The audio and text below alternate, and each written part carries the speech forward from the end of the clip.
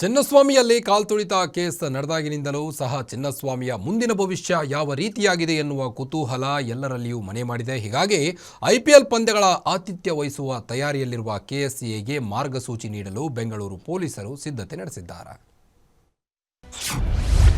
ಚಿನ್ನಸ್ವಾಮಿಯಲ್ಲಿ IPL match fix. Cricket ಪ್ರಿಯರಿಗೆ ಸರ್ಕಾರದಿಂದ ಶುಭ ಸುದ್ದಿ.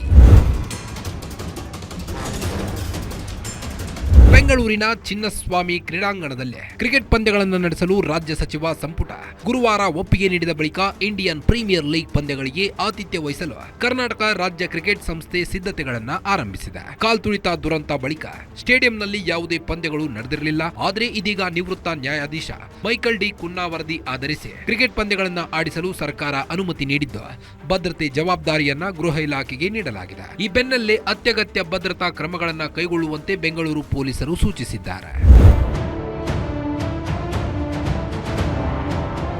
ಒಟ್ಟು 32,000 ಪ್ರೇಕ್ಷಕರ ಸಾಮರ್ಥ್ಯ ಹೊಂದಿರುವ ಸ್ಟೇಡಿಯಂನಲ್ಲಿ ಯಾವುದೇ ಅನಾಹುತಗಳು ನಡೆಯದಂತೆ ಬಿಗಿಯಾದ ಕಾನೂನನ್ನ ಜಾರಿಗೆ ತರಲಾಗಿದೆ. ಗೃಹ ಇಲಾಖೆಯಿಂದ ಚಿನ್ನಸ್ವಾಮಿ ಆಡಳಿತ ಮಂಡಳಿಗೆ ಕೆಲವು ನಿಯಮಗಳನ್ನ ಮಾರ್ಪಡಿಸಿ ಕಟ್ಟುನಿಟ್ಟಿನ ಮಾರ್ಗಸೂಚಿಯನ್ನ ಬಿಡುಗಡೆ ಮಾಡಲಾಗಿದೆ. ಹಾಗಾದ್ರೆ ಏನೆಲ್ಲ ಗೈಡ್ಲೈನ್ಸ್ ನೀಡಲಾಗಿದೆ ಎನ್ನುವುದನ್ನ ನೋಡೋದಾದ್ರೆ, ಚಿನ್ನಸ್ವಾಮಿ ಐಪಿಎಲ್ಗೆ ಗೈಡ್ಲೈನ್ಸ್. ಸ್ಟೇಡಿಯಂ ಸುತ್ತ ಪಾರ್ಕಿಂಗ್, ಪಿಕ್ ಅಂಡ್ ಡ್ರಾಪ್ಗೆ ವ್ಯವಸ್ಥೆ.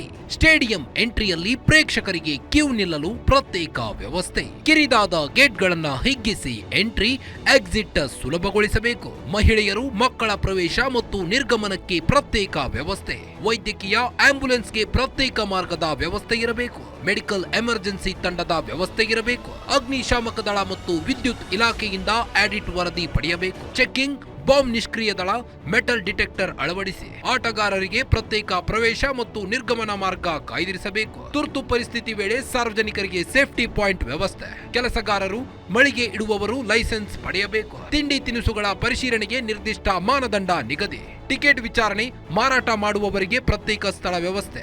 2025ರ ಐಪಿಎಲ್ ಭದ್ರತೆಯ ವೆಚ್ಚ 2.04 ಕೋಟಿ ರೂಪಾಯಿ ಪಾವತಿಸಬೇಕು. ಗುಂಪು ನಿರ್ವಹಣೆ ಮತ್ತು ಮೂಲಭೂತ ಸೌಕರ್ಯಗಳ ವ್ಯವಸ್ಥೆ ಮಾಡಬೇಕು. ಪ್ರೇಕ್ಷಕರ ಸಂಖ್ಯೆ ನಿಖರತೆಗಾಗಿ ಸೂಕ್ತ ವ್ಯವಸ್ಥೆ ಜಾರಿಗೊಳಿಸಬೇಕು. ಇನ್ನು ಈ ಬಾರಿಯ ಐಪಿಎಲ್ ಉದ್ಘಾಟನಾ ಪಂದ್ಯವನ್ನ ಬೆಂಗಳೂರಿನಲ್ಲೇ ನಡೆಸುವಂತೆ ಬಿಸಿಸಿಐಗೆ ಮನವಿ ಮಾಡಲಾಗಿದ್ದು, ಮಾತುಕತೆ ನಡೆಸಲಾಗುತ್ತಿದೆ ಎಂದು ಕೆಎಸ್ಸಿಎ ಅಧ್ಯಕ್ಷ ವೆಂಕಟೇಶ್ ಪ್ರಸಾದ್ ಇತ್ತೀಚೆಗೆ ತಿಳಿಸಿದರು. ರಾಜ್ಯ ಕ್ರಿಕೆಟ್ ಸಂಸ್ಥೆಯ ಮನವಿಗೆ ಬಿಸಿಸಿಐ ಸಹ ಸ್ಪಂದಿಸಿದ್ದು, ಮೌಖಿಕವಾಗಿ ಸಮ್ಮತಿ ನೀಡಲಾಗಿದೆ ಎಂದು ತಿಳಿದು ಬಂದಿದೆ. ಒಟ್ಟಿನಲ್ಲಿ ಈ ಎಲ್ಲಾ ಬೆಳವಣಿಗೆಗಳು ಸರಿಯಾಗಿ ಆಗಿದ್ದೇ ಆದಲ್ಲಿ ಈ ಬಾರಿಯೂ ಸಹ ಮತ್ತೆ ಚಿನ್ನಸ್ವಾಮಿ ಸ್ಟೇಡಿಯಂನಲ್ಲಿ ಐಪಿಎಲ್ ನಡೆಯುವುದರಲ್ಲಿ ಯಾವುದೇ ಡೌಟ್ ಇಲ್ಲ. Ajay Kumar, crime bureau, guarantee news, Bengaluru.